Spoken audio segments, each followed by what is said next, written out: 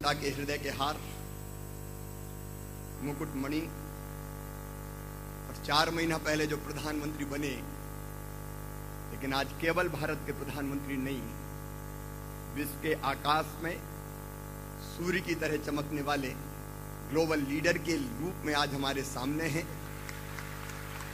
ऐसे हमारे प्रिय प्रधानमंत्री श्रीमान नरेंद्र मोदी जी, रिस्पेक्टेड एम्बेसडर्स, हमारे इंडस्ट्री के जितने भी सम्मानित उद्योगपतिगण आए हैं, ऐसे जिनका देश को बनाने में बड़ा योगदान है, ऐसे सम्मानित उद्योगपतिगण, मेरे मंत्रिमंडल के सभी माननीय मंत्रीगण, आदरणीय केंद्रीय मंत्रीगण, इस कार्यक्रम में उपस्थित बहनों और भाइयों, सबसे पहले मैं आप सबका यहां हृदय से स्वागत करता हूं। केवल अपनी ओर से नहीं, मध्य प्रदेश की 7.5 करोड़ जनता की ओर से आपका स्वागत करता हूं, आपका अभिनंदन करता हूं। स्वागत है हमारे प्रधानमंत्री नरेंद्र मोदी जी का। सचमुच में भारत थका सा लग रहा था, भारत रुका सा लग रहा था, भारत टूटा सा लग रहा था, निराश भारत, हताश भारत, नौजवान निराशा के गर्त में डूब रहे थे। लेकिन 4 महीने पहले माननीय नरेंद्र मोदी जी ने शपथ ली और आज देश अंगड़ाई लेके खड़ा हो गया। एक नई आशा, एक नया विश्वास, सचमुच में चमत्कार सा हुआ है। शेयर बाजार कुलांचे भर रहा है, विकास दर बढ़ने लगी, 4.5% से पहुंच गई 5.7%। अब विशेषज्ञ अंदाज लगा रहे हैं, अनुमान लगा रहे हैं अगले साल 6.5% के आसपास, और उसके बाद वो सपना भी पूरा होगा जब 9%, 10% की विकास दर हिंदुस्तान की होगी। सारा देश बदल गया। प्रधानमंत्री ब्रिक्स गए, ब्रिक्स देशों के सम्मेलन में गए, ब्रिक्स बैंक बन गया जिसका चेयरमैन भारत हुआ, और कोई बड़ा नहीं कोई छोटा नहीं, हमारे प्रधानमंत्री के सुझाव था जितने भी पार्टनर कंट्री है सबका हिस्सा बराबर बराबर होगा। उनकी भूटान यात्रा, उनकी नेपाल यात्रा, उनकी जापान यात्रा, फिर चीन के प्रमुख का यहां आना, और फिर प्रधानमंत्री का अमेरिका जाना। एक नरेंद्र गए थे विश्व धर्म सम्मेलन में शिकागो में, जैसे उन्होंने कहा अमेरिका निवासी बहनों और भाइयों, उन्हें अमेरिका वासियों का हृदय झंकृत कर दिया था। और दूसरे नरेंद्र गए फिर अमेरिका की यात्रा पर, अमेरिका चमत्कृत हो गया। सचमुच में मन गर्व से भरता है। मैं भाव विभोर हुआ, आनंद और प्रसन्नता से भर जाता है। प्रधानमंत्री जी, आपने केवल अपना मान नहीं बढ़ाया, आपने भारत माता का मान और सम्मान बढ़ाने का काम किया है। भारत की जनता का माथा आज गर्व से उन्नत से उठा हुआ है। पालसी पैरालिसिस खत्म हो गया, फैसले फटाफट लिए जाने लगे, और सचमुच में ग्लोबल लीडर की जो कमी थी वैश्विक नेता की, उस कमी को भी पूरा करने का काम हमारे प्रधानमंत्री नरेंद्र मोदी जी ने किया है। बहनों और भाइयों, मैं चाहता हूं एक बार जोरदार तालियां बजा के, दोनों हाथ उठा के ताली बजा के प्रधानमंत्री जी का स्वागत कीजिए, अभिनंदन कीजिए। बहुत बहुत अभिनंदन प्रधानमंत्री जी। मैं स्वागत करता हूं हमारे एम्बेसडर्स का, हाई कमिश्नर्स का। वे हमारे मेहमान हैं, और मेहमान हमारे यहां तो गेस्ट इज गॉड, भगवान जैसे होते हैं। लेकिन आप केवल मेहमान नहीं हैं, आप हमारे परिवार के सदस्य हैं, क्योंकि ये भारत ऐसा है जिसने आज नहीं हजारों साल पहले कहा, अयम निजम परावेत्ति गणना लघु चेत साम उदार चरिता नाम तू वसुदैव कुटुंबकम। ये मेरा, ये तेरा, ये सोच छोटे दिल वालों का होता है। जो विशाल हृदय के होते हैं वो तो कहते हैं सारी दुनिया ही एक परिवार है, और इसलिए आप भी हमारे परिवार के सदस्य हैं, आप हमारे परिवार के अंग में, आप सबका हृदय से स्वागत करता हूं। मैं सभी उद्योगपति गणों का स्वागत करता हूं। आप भारत को बनाने वालों, भारत को बनाने में महत्वपूर्ण योगदान देने वाले, और जिस विश्वास के मध्य प्रदेश की धरती पर आप आए हैं, मैं आप सभी को यह विश्वास दिलाता हूं, भरोसा दिलाता हूं कि मैं और मध्य प्रदेश आपका विश्वास किसी भी कीमत पर टूटने नहीं देगा, खंडित नहीं होने देगा। मध्य प्रदेश एक पिछड़ा राज्य था, बीमारू राज्य था, लेकिन मैं आप सबका भी स्वागत करता हूं, जो यहां बैठे उनका भी। लेकिन मैं उनसे क्षमा मांगता हूं कि जिनको हम यहां स्थान दे नहीं पाए, वो अलग अलग हाल में बैठे हैं, कमरों में बैठे हैं, स्क्रीन पे प्रधानमंत्री जी का भाषण सुनेंगे। मुझे खेद है, इस हाल में जगह हम उन्हें नहीं दे पाए, लेकिन इस दिल में उनके भी लिए जगह है। मित्रों, रजिस्ट्रेशन 10 दिन पहले हमने बंद करके कहा कि अब जगह नहीं है, लेकिन जो यहां जगह भले ना मिली हो, निवेश के लिए हम सबके लिए काम करेंगे। हमारा मध्य प्रदेश पिछड़ा राज्य, बीमारू राज्य, मैं मुख्यमंत्री बना तो चिंता यही थी कि निकलेगा कैसे ये, लेकिन आज मुझे कहते हुए प्रसन्नता है, मध्य प्रदेश की 7 सालों से लगातार विकास दर डबल डिजिट में रही है। और जब मैंने पहली बार कहा था कि मध्य प्रदेश को हिंदुस्तान के नंबर 1 के राज्यों की 5 में ले जाएंगे, तो लोग मजाक उड़ाते थे, वैसे ही कह रहा है, दिन में सपने देख रहा है। लेकिन आज मैं गर्व के साथ कहता हूं, मध्य प्रदेश की विकास दर इस साल हिंदुस्तान में सबसे ज्यादा 11.08% रही है। और कृषि विकास दर, agriculture growth rate, before last year थी हमारी 18.91%, लास्ट ईयर 20%, और इस साल शायद दुनिया में कहीं नहीं होगी 24.99%। मैं मध्य प्रदेश के किसानों को बधाई देता हूं, जनता को बधाई देता हूं।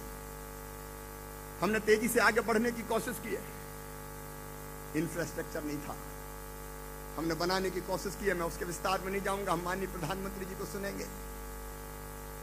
हमने मध्य प्रदेश को बीमारू राज्य की श्रेणी से निकाला है, लेकिन हम यहीं नहीं रुकने वाले, आगे बढ़ना है और तेजी से आगे बढ़ना है। मध्य प्रदेश को बनाने में जहां किसानों का और जनता का योगदान है, वहां मुझे ये कहते हुए गर्व है कि पॉलिसी पैरालिसिस के इस दौर में भी हमारे उद्योगपतियों ने भी इसमें महत्वपूर्ण भूमिका निभाई है। माननीय प्रधानमंत्री जी ने डिजिटल इंडिया का नारा दिया है। यहां मुकेश अंबानी जी बैठे हैं, 4G के विस्तार में उनकी कंपनी महत्वपूर्ण भूमिका कर, रिलायंस जियो महत्वपूर्ण भूमिका का निर्वाह कर रही है। मध्य प्रदेश में बिजली नहीं थी, 2 घंटे, 3 घंटे, 4 घंटे। जब मैं मुख्यमंत्री बना 3000 मेगावाट हमारी बिजली की उपलब्धता थी, आज है 14,000 मेगावाट, 14,000 मेगावाट। मध्य प्रदेश दूसरे राज्यों को बिजली दे रहा है। बिजली के उत्पादन में MP जैनको ने तो काम किया ही है, लेकिन अनिल अंबानी जी 79 पैसे में हमें पर यूनिट बिजली देने का काम शासन से हमें हो रहा है। हमारे रुइया जी आए, विपरीत परिस्थितियों में उनने प्लांट लगाया, JP पावर प्लांट लगा, गौर साहब उनने योगदान किया है। साइरस मिस्त्री जी हम राजबाग, TCS अब अपना कैंपस इंदौर में प्रारंभ करने जा रही है। IT की अगली डेस्टिनेशन भी अब मध्य प्रदेश होगी, मुझे पूरा विश्वास है। गौतम अडानी जी आए, फूड प्रोसेसिंग में, पोस्ट हार्वेस्ट मैनेजमेंट में, PPP पर स्टील साइलो के निर्माण में उन्होंने महत्वपूर्ण भूमिका निभाई है। किशोर बयानी जी रिटेल के क्षेत्र में और अब फूड पार्क के क्षेत्र में यहां काम करेंगे। ITC के YC देवेश्वर जी भी मध्य प्रदेश के बड़े निवेशकर्ता और अब फूड पार्क की स्थापना करने वाले हैं। आदि गोदरेज जी औद्योगिकरण के लिए तो उन्होंने हमारा मार्गदर्शन किया ही है। अधोसंरचना और कंज्यूमर गुड्स में भी उनका योगदान होने वाला है। टेक्सटाइल यूनिट्स मध्य प्रदेश में तेजी से आ रही है। मैं अगर नाम लूं तो बहुत ऐसे मित्र हैं, समय के अभाव में मैं नाम नहीं ले पा रहा हूं, लेकिन जो उद्योगपतियां बैठे हैं उनका बड़ा महत्वपूर्ण योगदान है। इसके लिए मैं उनको धन्यवाद देता हूं। लेकिन अभी रुकना नहीं है, अभी तो कई कदम आगे बढ़ना है। मैं केवल इन्वेस्टर समिट बुला के आपको नहीं छोड़ूंगा। मध्य प्रदेश ऐसा है कि एक बार अगर हाथ पकड़ता है तो फिर छोड़ता नहीं है। हमने हाथ थमाए, अब साथ लंबी दूर तक ले जाएंगे। मध्य प्रदेश की फाइनेंशियल हेल्थ ठीक करने का भी हमने काम किया है। रेवेन्यू सरप्लस स्टेट हमारा मध्य प्रदेश, फिजिकल डेफिसिट 3% के अंदर हमने सीमित करके रखी है। हमने जहां कुल राजस्व प्राप्तियों का 22% हम केवल ब्याज की अदायगी में देते थे, अब केवल 6% तक लेके आए हैं। लेकिन हमारे प्रिय प्रधानमंत्री जी ने नारा दिया है मेक इन इंडिया।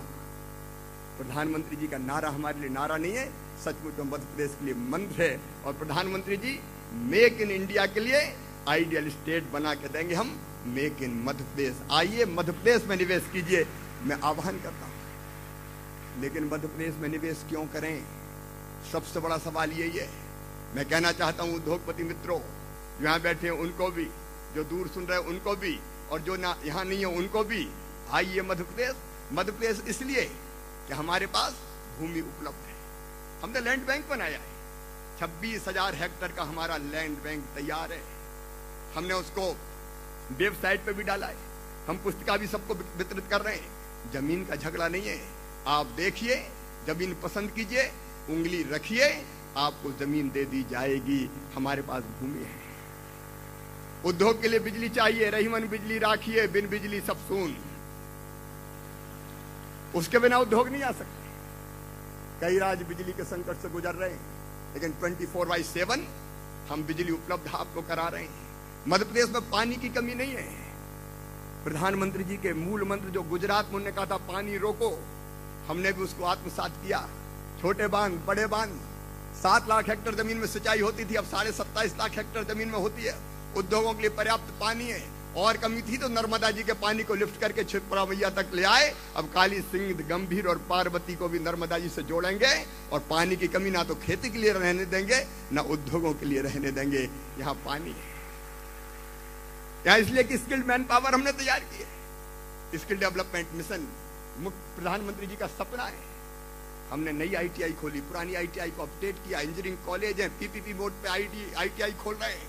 और हम औद्योगिक घरानों को भी अपील करते हैं, साथ मिलकर ITI खोलें।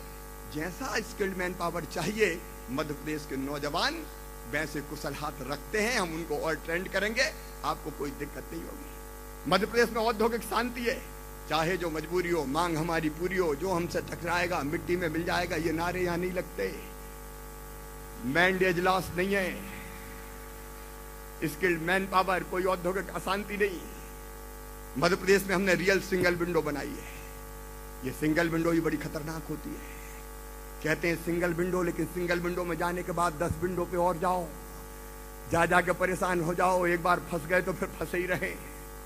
आज मैं प्रधानमंत्री जी से चर्चा कर रहा था। हमने अपनी सिंगल विंडो MP ट्राइफेक को बनाई है। वहां संबंधित विभागों के सारे ऑफिसर्स बैठेंगे, सक्षम ऑफिसर बैठेंगे, अधिकार संपन्न अधिकारी बैठेंगे, और हमारे उद्योगपति को, इन्वेस्टर को घूमना नहीं पड़ेगा, वहीं से सारे क्लियरेंस करा के देने का हम काम करेंगे। आज प्रधानमंत्री जी ने मुझे कहा कि शिवराज एक एक अफसर और इनके साथ लगा दो, एक प्रोजेक्ट के पीछे एक अफसर, और उसकी जिम्मेदारी होगी कि उस प्रोजेक्ट के सारे कामों को करा के दे। हम वो अधिकारी भी, आप आइए, तय कर देंगे आपका काम। वो अधिकारी की जवाबदारी होगी, आपको नहीं भटकना पड़ेगा। रियल सिंगल विंडो, निश्चित समय सीमा में काम। और मध्य प्रदेश में हमने तय किया है, public service delivery guarantee act बनाया है। हर काम की समय सीमा हमने तय कर दी है, और समय का हर काम के लिए जिम्मेदार अधिकारी हमने तय कर दिया है। मध्य प्रदेश में हमने तय किया है कि अगर कोई अनुमति 3 दिन में दी जानी, 7 दिन में दी जानी, तो वो अनुमति कौन सी दी जानी तय, किस अफसर को देना है वो भी तय। और अगर 3 दिन में नहीं दिया तो चौथे दिन उस पर जुर्माना हो जाएगा, जो उसकी तनख्वाह सैलरी से काटा जाएगा, और हर्जाने के रूप में जिसका काम देर से होगा उसको दे दिया जाएगा। हमने सिटीजन चार्टर को कानून बना दिया है, और इसलिए हर काम समय सीमा में होगा। हमने ये भी कोशिश की है, लेबर लॉज, जो श्रम कानून थे, माननीय प्रधानमंत्री जी ने कहा कि रेड टेपिज्म खत्म होगा, रेड कारपेट बिछाएंगे। हमने श्रम कानूनों को बदल दिया है। मैं उसके विस्तार में भी नहीं जाऊंगा, समय नहीं है। लेकिन जितने भी उद्योग और व्यावसायिक प्रतिष्ठान है, सेल्फ डिक्लेरेशन और मात्र 1 रिटर्न जमा करने की योजना लागू करने का हमने फैसला किया है।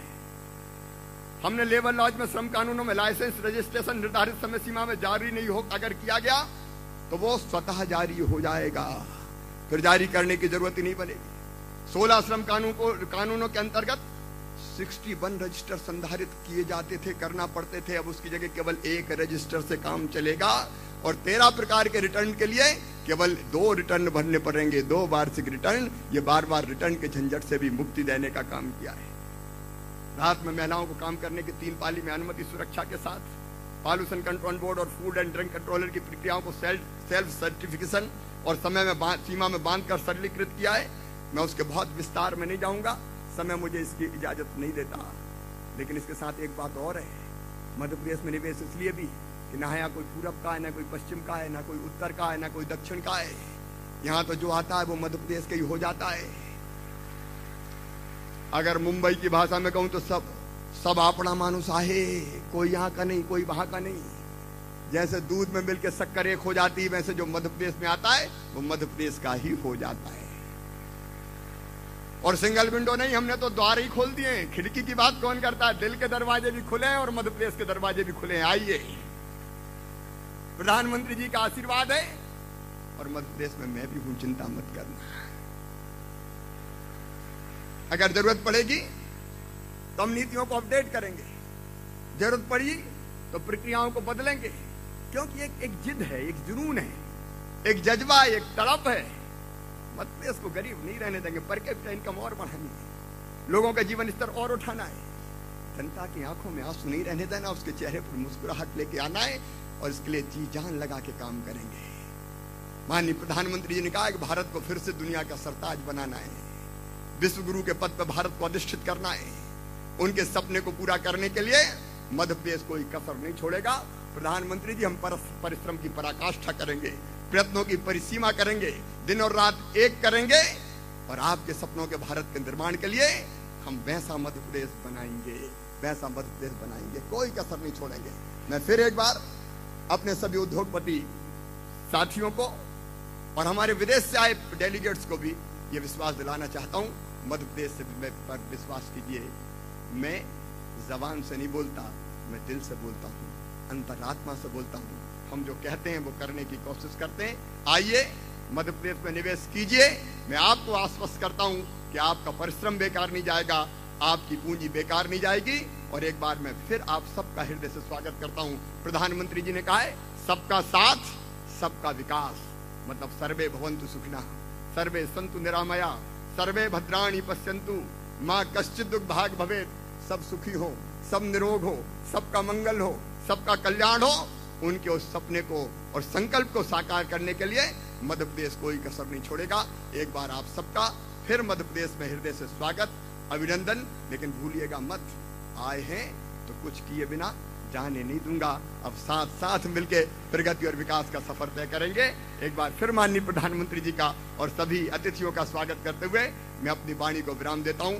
बहुत बहुत धन्यवाद, प्रणाम, नमस्कार।